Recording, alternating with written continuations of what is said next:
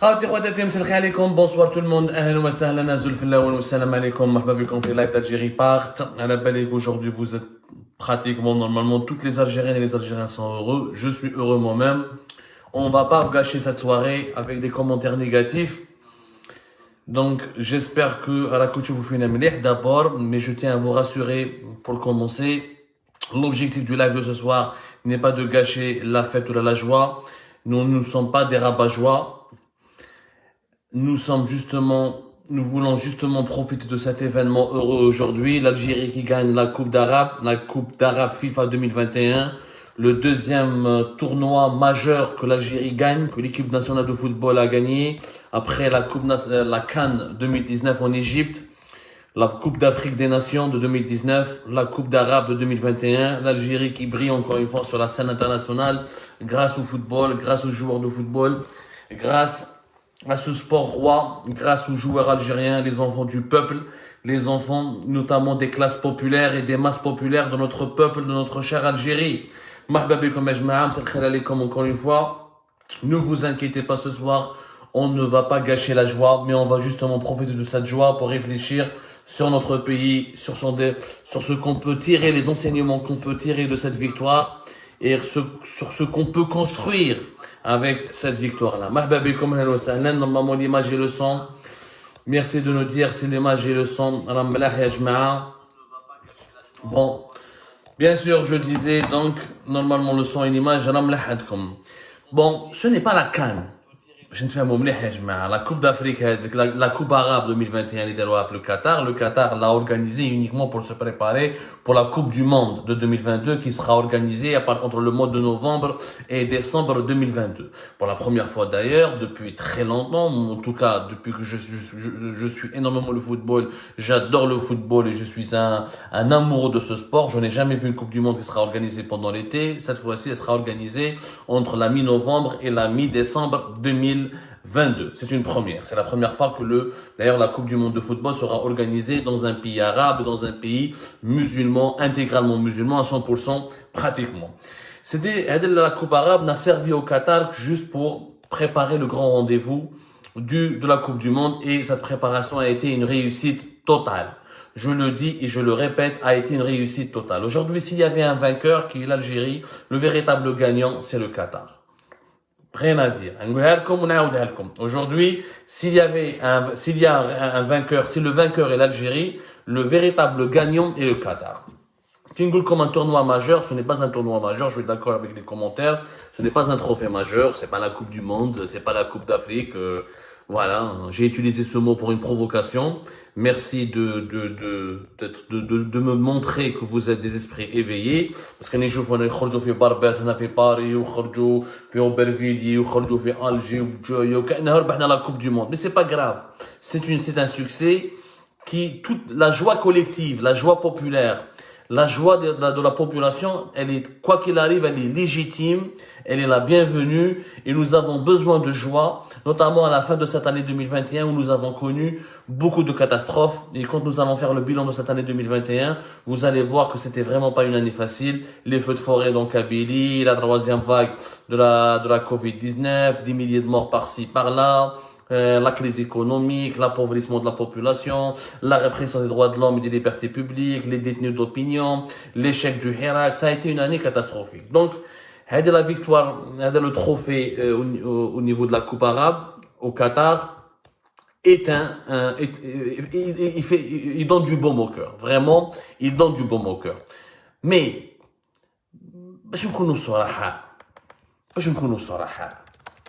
la vie, cette Coupe arabe, qu'est-ce qu'elle nous a appris? Le véritable gagnant, c'est encore le Qatar. Yani, شوفوا يا عجبت ربي les stades, comment c'était moderne. L'organisation, comment elle était impeccable.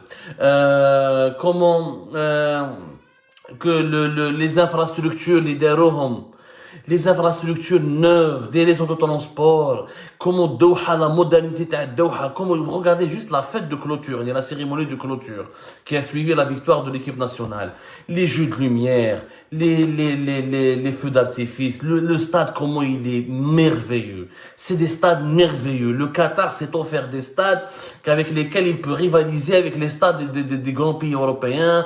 Ils peuvent, les stades qui ont été construits au Qatar pour la Coupe du Monde 2022. Et je rappelle qu'il a construit 8 stades, parmi lesquels 6 stades ont été réquisitionnés pour aider la Coupe du Monde, pour aider la Coupe arabe 2021. Les 8 stades, sur les 8 qui ont été achevés pour la Coupe du Monde, 6 ont servi pour la Coupe arabe. Donc, le Qatar, ça lui a permis de tester les infrastructures pour se préparer pour le grand rendez-vous. Rien à dire. Le Qatar, 20 sur 20. Rien à dire. On a tous douté des capacités du Qatar à organiser un tel événement. Jamais la Coupe du Monde n'a été organisée par un pays aussi petit, par un pays où la population est aussi minuscule, par un pays où le football n'est pas une culture nationale, qui n'a pas de grande histoire avec le football, qui n'a pas de gloire dans le football, qui n'a pas de réalisation exceptionnelle dans le football, qui n'a pas de relation ni historique, ni exceptionnelle, ni incroyable avec le football. C'est la première fois qu'un petit pays de 2,7 millions d'habitants, même pas 3 millions d'habitants, dont la majorité sont des immigrés étrangers, et les 4 sur les 2,7 millions d'habitants qui habitent le Qatar, 80% c'est des immigrés étrangers. Il n'y a que 20% de la population du Qatar. Réellement, les Qataris, le peuple qatari lui-même ne dépasse, il est à peine de 300 000 habitants. À peine de 300 000 habitants. شوفوا comment un petit pays les semaines حتى واحد ما كان يسمع به avant le début des années 2000 شكون كان يسمع بالقطر 98 99 2001 2003 2004 2005 حتى واحد ما كان يسمع بالقطر قطر c'est plus petit que la wilaya d'Alger, c'était un coin de désert, il y avait une ou deux oasis avec le canot, ils avaient la culture de la perle, ils faisaient de la pêche, tout ça pour cultiver les perles, etc. Et c'était des vendeurs de perles avec l'Iran, etc. dans le Golfe Persique, à travers les pays de l'Asie. C'est un petit pays. Quel est le rapport, vient de me dire un internaute qui nous suit là, un lecteur d'Algérie. Le rapport, Yajma, c'est que le gagnant de cette affaire, c'est le Qatar, la politique, le succès de la politique du Qatar, le succès de son modèle. Il a pu s'imposer aujourd'hui comme une puissance rayonnante sur le plan régional et continental. Un petit pays de rien du tout, qui a beaucoup moins d'atouts, qui a beaucoup moins de richesses humaines, qui a une histoire insignifiante par rapport à l'histoire de l'Algérie, qui a un passé beaucoup moins glorieux par rapport au passé de l'Algérie. Il arrive à s'imposer comme aujourd'hui une puissance non seulement régionale au niveau du Moyen-Orient et du Proche-Orient, mais aussi au niveau international, avec une organisation exceptionnelle. Nous nous dirigeons en 2022 vers l'organisation de l'une des plus belles coupes du monde. Les stades sont magnifiques, dotés de tous les derniers bijoux de la technologie. Mais qu'est-ce un supporter algérien qui a assisté, j'ai parlé avec beaucoup de nos compatriotes qui sont à Doha, nous n'avons jamais vu des stades aussi modernes. Même les stades allemands, les stades français, les stades hollandais ou anglais ne sont pas aussi sophistiqués, aussi modernes, aussi prestigieux que les stades que le Qatar a organisés. Même l'organisation, les circuits, la gestion des supporters, les réseaux de transport, on va parler de tout ça. C'est ça la véritable réussite. La véritable réussite, c'est pas de prendre une coupe et de gagner un match. La véritable réussite, c'est d'imposer son pays parmi les plus grands. C'est de s'imposer parmi le club d'entrer dans le club des pays les plus riches et des pays les plus développés. Parce que tous les organisateurs de la Coupe du Monde ont été tous des grands pays. Ou des pays importants de l'Amérique latine, ou des grands pays de l'Europe, ou des puissances riches de l'Asie, comme le Japon et la Corée du Sud en 2002, ou les États-Unis en 1994, ou des pays émergents comme le Mexique, le Brésil, l'Argentine ou l'Uruguay. Organiser une Coupe du Monde est une marque de puissance, est une preuve que ton pays se développe, est une preuve que ton pays est en train de réussir et devenir un grand. Pour le petit Qatar, le succès est énorme. Bien sûr, تقول لي الناس الغيرة شراو الرشوة وكأنه يعني la FIFA دات الرشوة غير على القطر. يعني la FIFA qui est noyée dans les scandales de corruption depuis longtemps. On voit que la corruption du côté du Qatar. Les autres n'ont pas, la France, l'Allemagne, les autres pays n'ont jamais corrompu. Il n'y a que le Qatar qui corrompt.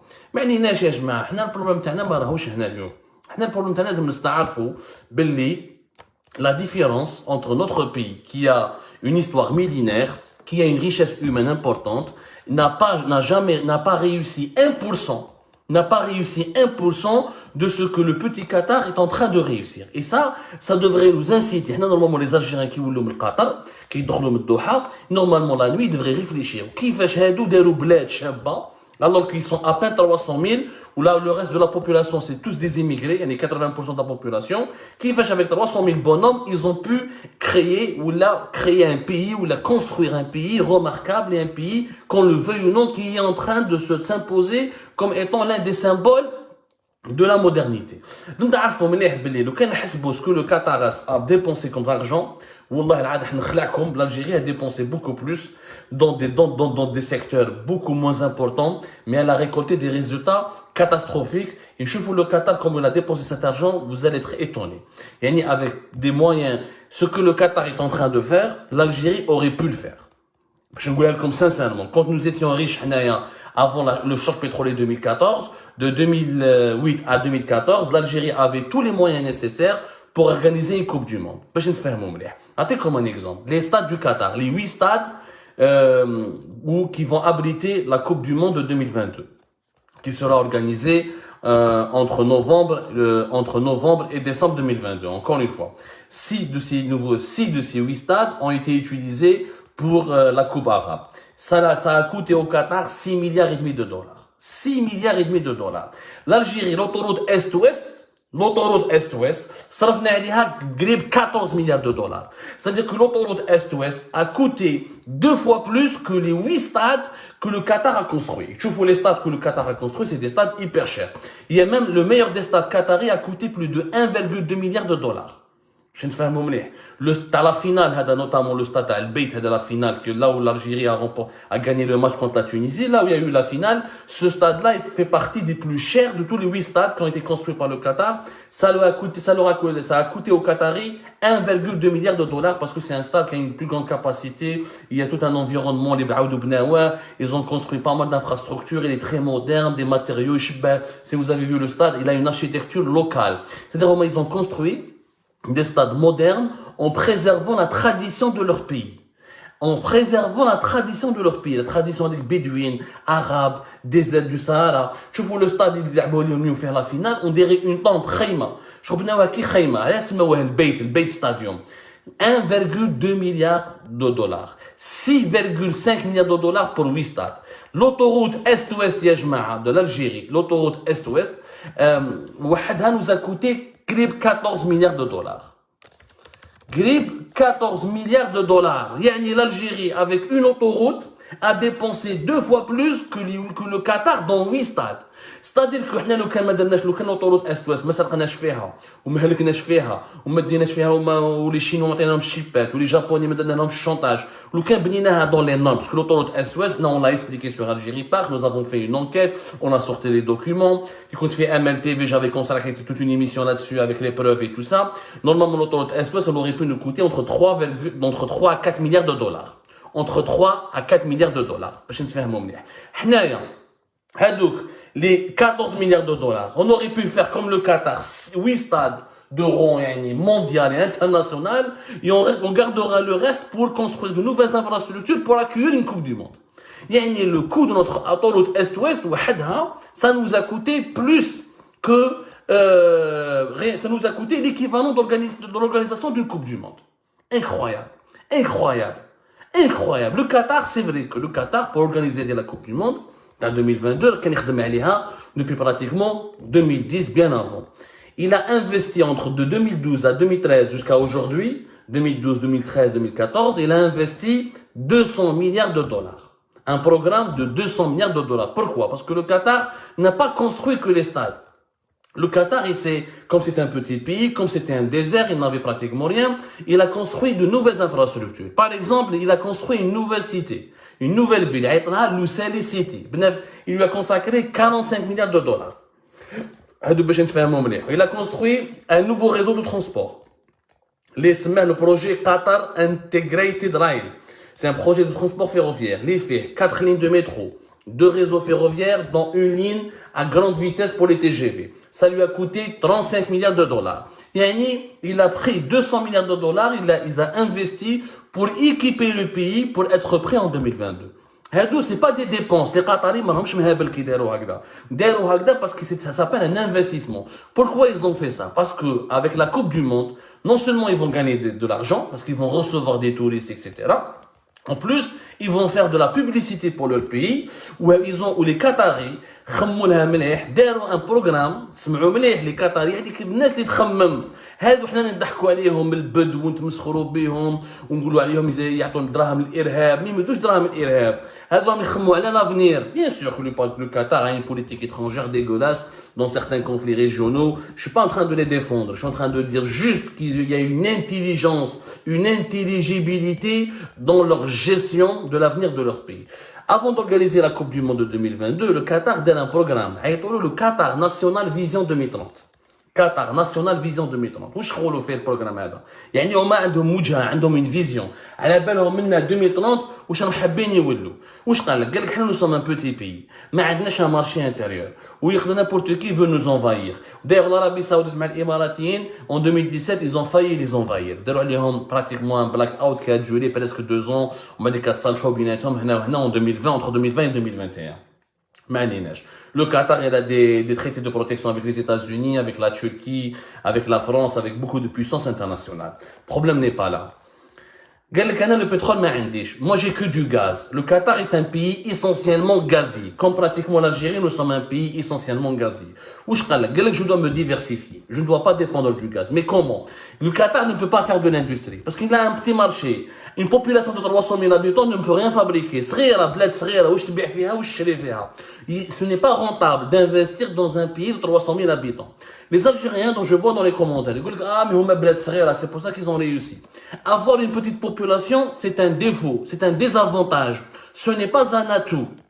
Au contraire, si tu as une petite population, tu es exposé aux menaces extérieures, tu es exposé aux invasions et tu n'es pas un marché intéressant. Parce que pour développer ton pays, tu as besoin d'une consommation intérieure importante. Plus ta population consomme et dépense et travaille, plus tu produis des richesses, plus les entreprises s'enrichissent. Mais si tu es un petit pays, tu n'as pas un marché important. Tu n'as pas de main-d'œuvre. C'est pour ça que les Qataris, pour gérer leur pays, ils ont besoin de 80% des étrangers. Comme les Émiratis, c'est 90% des étrangers. Parce que, Houma, la main-d'œuvre, ce qu'on appelle le capital humain. Ils n'ont pas de capital humain. On a 45 millions d'habitants. On a la chance d'être 45 millions d'habitants. Ce n'est ni trop gros, ni trop petit. C'est suffisant pour avoir un bon marché intérieur et un capital humain pour former de la main-d'œuvre, avoir des ingénieurs, des médecins, etc. Être un petit pays, ce n'est pas un avantage, c'est un énorme défaut.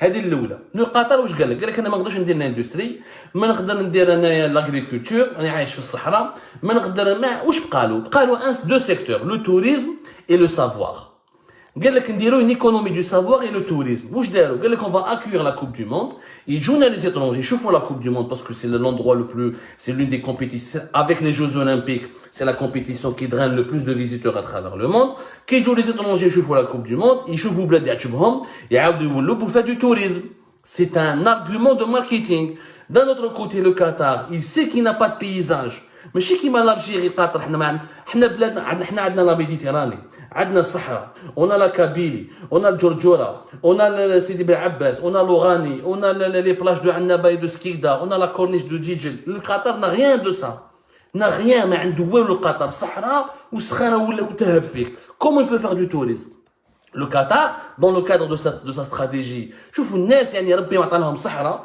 وعطانهم الغاز حنا عطانا كلش الغاز والبترول والجبال والعباد والثلج والبحر etc. Nous n'avons rien pu faire. Romains, ils n'ont pas de paysage. Ils peuvent pas attirer les touristes pour admirer les belles plages, pour admirer des belles montagnes, ou là pour admirer le tassili au gar, le janet, ou chidiru. Nous allons encourager un tourisme d'affaires. Il y a un tourisme de shopping et on va se spécialiser dans l'organisation des événements internationaux.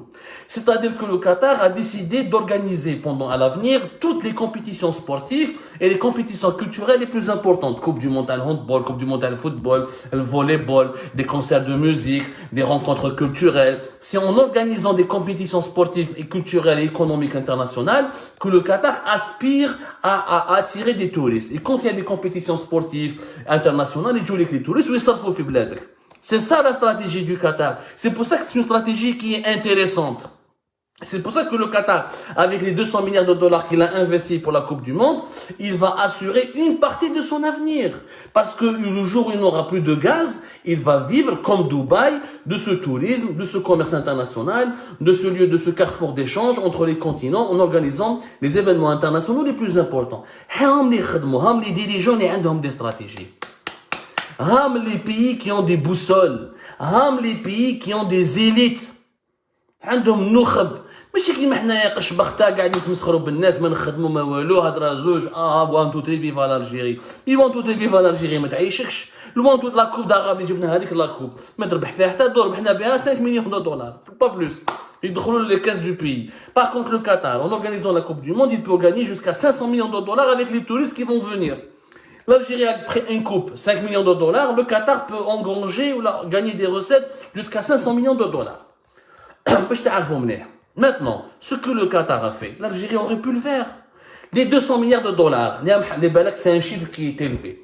200 milliards de dollars, c'est à peine le programme d'un quinquennat qui a été dépensé durant les 20 dernières années. C'est-à-dire, si on prend le programme quinquennal 2014-2019, l'Algérie a dépensé 200 milliards de dollars. Prenez le programme quinquennal 2009-2013, 2008, 2009, 2013, vous allez voir que l'Algérie a dépensé 200 à 200 et quelques milliards de dollars. Donc tous les programmes quinquennaux, ce qu'on appelle nous les programmes quinquennaux, l'Algérie, l'État algérien a géré, a imaginer le développement du pays à travers ce qu'on appelle les plans quinquennaux. Durant les 20 dernières années, c'est-à-dire chaque 5 ans, avec un plan quinquennal, pendant ces 5 ans, avec un objectif précis, voilà ce qu'on va investir, voilà ce qu'on va construire, voilà ce qu'on va réaliser comme projet durant 5 ans, et voilà les budgets que nous allons dépenser. Il y a des plans quinquennaux qu'on a financés à plus de 250 milliards de dollars.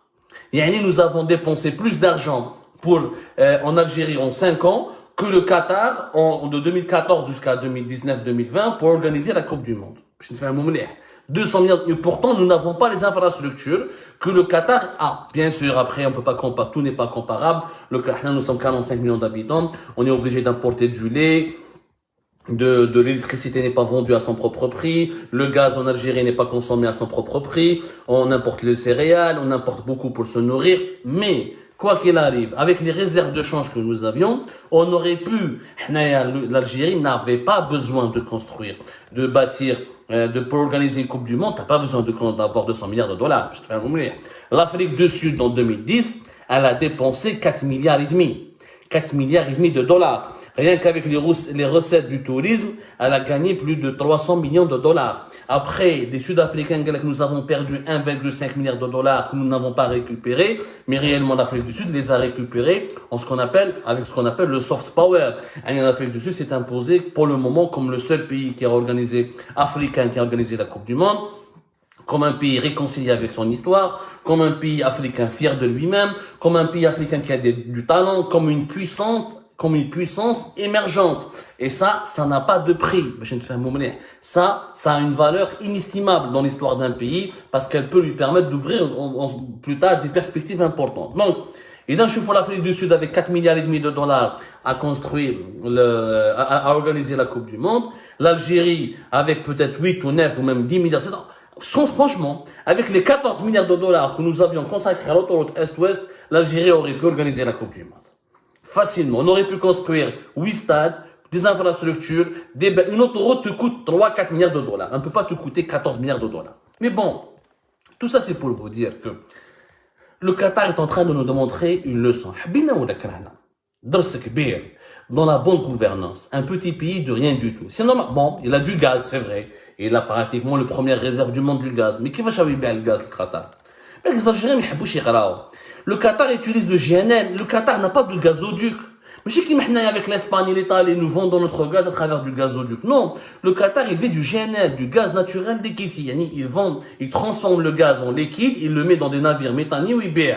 Là, le premier pays qui a fabriqué le GNL, qui a utilisé le GNL, c'est l'Algérie. C'est l'Algérie en 1964. L'Algérie était le leader mondial de GNL jusqu'au début des années 2000. Ensuite, le Qatar nous a détrônés. Et aujourd'hui, on fait même pas partie des 8 ou des 9, on fait partie des 10 premiers, mais on est à la 8e ou la 9e place. On fait même pas partie des 5 ou des 6 premiers. Le premier pays qui produit le GNL, c'est le Qatar, l'Australie.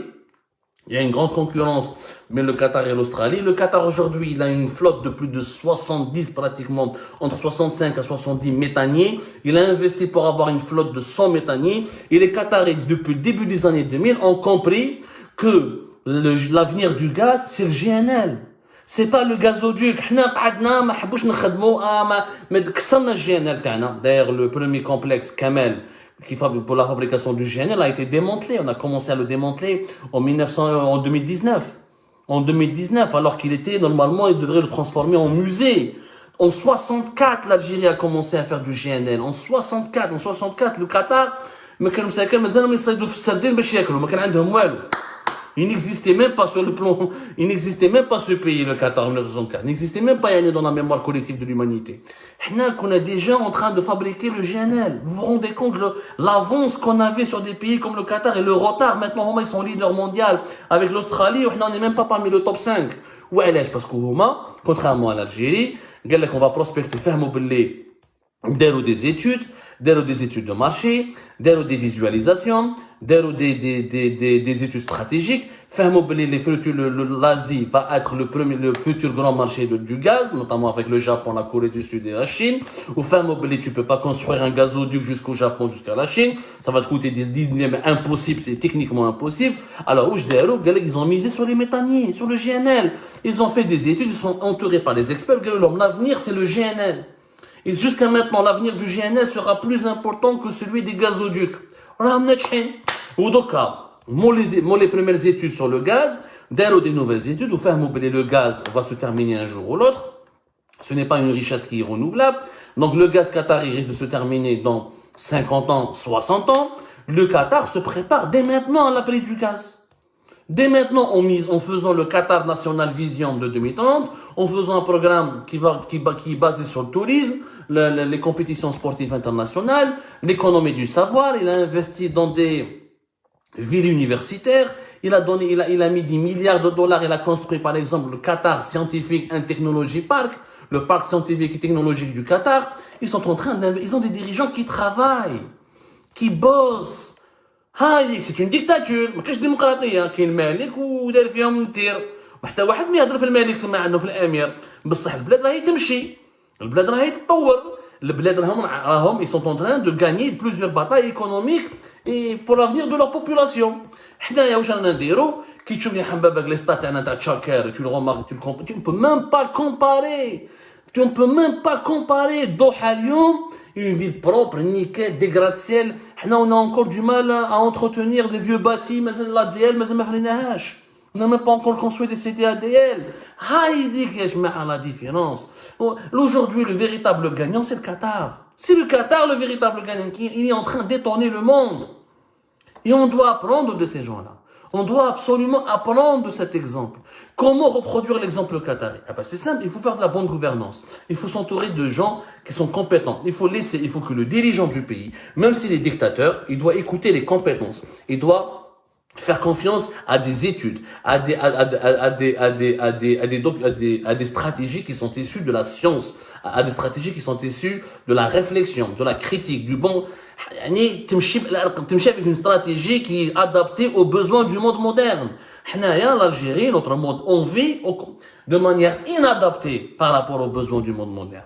Maintenant, Aïchen Blarante, maintenant, l'économie du pétrole et du gaz, alors que le monde se dirige vers l'économie décarbonisée, etc., les énergies renouvelables, l'économie du savoir, la 5G, etc. Maintenant, on a une économie numérique, maintenant, on a des bonnes infrastructures, maintenant, on n'arrive pas à gérer une pelouse de football, on est en retard dans tous les secteurs. Parce que nous n'avons pas des dirigeants politiques qui travaillent, qui soient compétents, qui peuvent élaborer des stratégies clairvoyantes, avec des objectifs concrets pour les atteindre. Ils n'ont pas de feuille de route pour moderniser le pays. La différence, en conclusion, la conclusion. Remarque, le football, il n'y a qu'au football que nous gagnons. L'Algérie brille uniquement dans le football. Voilà. Parce que dans le football, c'est le seul secteur où c'est les compétences qui gèrent. عندك Belmadi في l'équipe professionnelle, عندك Bouguera في l'équipe A, deux professionnels formés en Europe, واحد لعب في Glasgow Rangers, واحد لعب في Manchester City, واحد des grandes écoles d'entraîneurs. Ils sont imprégnés par la vision, par le professionnalisme et la rigueur occidentale. Le football ما فيش النيبوتيزم. ما كاينش المعرفه، ما كاينش الرشوه، ما كاينش واحد جينيرال ولا ميليس يعيط للبلماضي ولا بوغرا يقول له دخل لي هذا الجوار ماشي هذا الجوار بالتليفون. Comme c'est les compétences toutes, comme les équipes nationales fonctionnent selon des normes de management, selon des normes de rigueur, avec des normes de rationalité, avec des managers compétents. Et les joueurs qui sont sélectionnés, c'est des joueurs compétents, c'est des joueurs professionnels. Le résultat, il est là. Le résultat, il est là. Voilà le résultat. Mais normalement, on doit transposer ce qu'on fait dans le football ailleurs. Chauffe-vous. Là, subhanallah, là où les dirigeants politiques algériens ne touchent, là où ils se mêlent pas, les secteurs réussissent. Le football. ni تبون يدخل روحه ni شنقريحة يدخل روحه ni المؤسسة العسكرية ni المخابرات ni الأحزاب السياسية تاعهم. Personne de tous les appareils idéologiques, sécuritaires de l'État ou du régime algérien n'interviennent pas dans la gestion de l'équipe nationale, et ben le résultat, il est là. Il est là, un peu des trophées, des victoires, des belles prestations, des performances extraordinaires, etc. Pourquoi? Parce que les dirigeants algériens ne décident pas dans ce secteur du football, ne décident pas au niveau de l'équipe nationale. C'est des managers sérieux, des professionnels, des gens formés, qui ont l'expérience du terrain, qui ont la connaissance du domaine, qui gèrent, qui choisissent les joueurs, qui les forment, qui leur donnent des consignes et qui leur donnent des stratégies, qui les appliquent, que ça réussit. Et ça réussit. C'est le seul secteur où l'Algérie réussit. Pourquoi? Parce que les dirigeants incompétents, les dictateurs, les généraux, les officiers, les services secrets, ou les tebboun et son entourage, ne se mêlent pas. Qui me déclenchent هما لوحدهم نربحوا. شوفوا les autres secteurs. Là où تبون والمؤسسة العسكرية ولا المخابرات ولا ما باليش الحكومة الجزائرية تدخل روحها مصيبة. Échec sur échec. Échec sur échec, il n'y a que des échecs. Pourquoi? Parce que on ne laisse pas les professionnels travailler, on ne laisse pas les gens rigoureux travailler, on ne laisse pas les managers travailler selon des méthodologies qui sont issues du professionnalisme et de leurs propres compétences. On se mêle de leurs activités, on impose le favoritisme, on impose la corruption, on impose le népotisme, le favoritisme, et ben ça réussit pas. Ou le football, Gaulet Chab. إما c'est des professionnels جونا من فرنسا ils ont été formés en France كيما إبراهيمي كيما بوغرا بلماضي محرز Ferroli, etc. Des gens qui étaient formés en France avec l'école française, les méthodes de travail françaises, la rigueur, la discipline occidentale et française. Imma c'est des fils du peuple, ils ont travaillé. Ben là, il y a des talents, des gens talentueux, des génies locaux qui ont travaillé ou ils se sont exportés qui m'a Slimani, ou là ils ont été pris en charge par des managers professionnels et sérieux qui m'a Belmadi ou la Bouguera. C'est pour ça que ça réussit. Voilà, parce qu'il n'y a pas de politique algérienne. La touche algérienne du régime, la touche du régime algérien, ma tchoufèche. L'eau à notre secteur, sans faire la touche du régime algérien, rien ne marchera, ça va échouer, tracé parmi les derniers. Là où le régime algérien ne s'implique pas, n'impose pas sa touche et n'impose pas ses méthodes de gestion, l'Algérie réussit, elle est toujours parmi les premiers. La conclusion, elle est claire. Elle est claire. L'Algérie aujourd'hui a été le vainqueur, mais elle n'est pas la gagnante. Le gagnant, c'est le Qatar. L'Algérie aujourd'hui a gagné un trophée, mais elle devrait se remettre en cause et réfléchir pour gagner un modèle économique, pour gagner un modèle de développement, pour s'inspirer du Qatar et réussir à soulever les défis de l'avenir. L'Algérie aujourd'hui a pu gagner parce que les dirigeants corrompus, pourris, illégitimes, ne se mêlent pas du secteur du football et ne se mêlent pas de l'équipe nationale. Qui s'inspire de cette conduite, qui la généralise à tous les autres secteurs, qui nous foutent la paix, ils foutent la paix à notre pays, qui le laissent se développer. Vous allez voir que nous avons suffisamment d'atouts et de potentiel pour devenir un véritable pays développé, un véritable pays heureux. Je vous remercie énormément. Encore une fois, Mbrouk Alena. La Coupe du Monde, Inch'Allah, j'espère qu'on va se qualifier. Je suis sûr et j'espère en tout cas que on sera là au Qatar en 2022 pour admirer une Coupe du Monde inédite qui sera organisée dans par la plus belle des manières, et espérons qu'on va engranger de bonnes performances. Et s'il vous plaît, que Tebboune, que Shengreha, que tous les dirigeants algériens foutent la paix à l'équipe nationale. C'est tout ce qui marche en ce moment dans notre pays. J'espère qu'ils pourront comprendre que plus ils s'éloignent du pouvoir, plus l'Algérie va mieux. Mais est-ce qu'ils seront capables d'accepter cette vérité? Allahu a'lam. À demain, Inch'Allah.